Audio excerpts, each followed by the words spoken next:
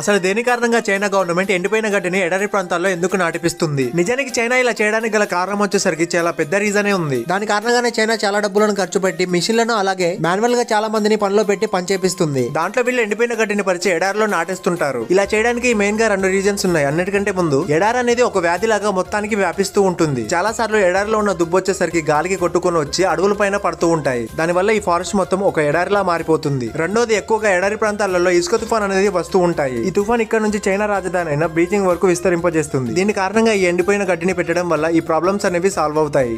అసలు దేని కారణంగా చైనా గవర్నమెంట్ ఎండిపోయిన గడ్డిని ఎడారి ప్రాంతాల్లో ఎందుకు నాటిపిస్తుంది? నిజానికి చైనా ఇలా చేయడానికి గల కారణం వచ్చేసరికి చాలా పెద్ద రీజనే ఉంది. దాని కారణంగానే చైనా చాలా డబ్బులను ఖర్చు పెట్టి మిషన్లను అలాగే మాన్యువల్ గా చాలా మందిని పనిలో పెట్టి పనిచేపిస్తుంది. దాంట్లో వీళ్ళు ఎండిపోయిన గడ్డిని పరిచి ఎడారిలో నాటేస్తుంటారు. ఇలా చేయడానికి మెయిన్ గా 2 రీజన్స్ ఉన్నాయి. అన్నిటికంటే ముందు ఎడారి అనేది ఒక వ్యాధి లాగా మొత్తానికి వ్యాపిస్తూ ఉంటుంది. చాలా సార్లు ఎడారిలో ఉన్న దుబ్బు వచ్చేసరికి గాలికి కొట్టుకొని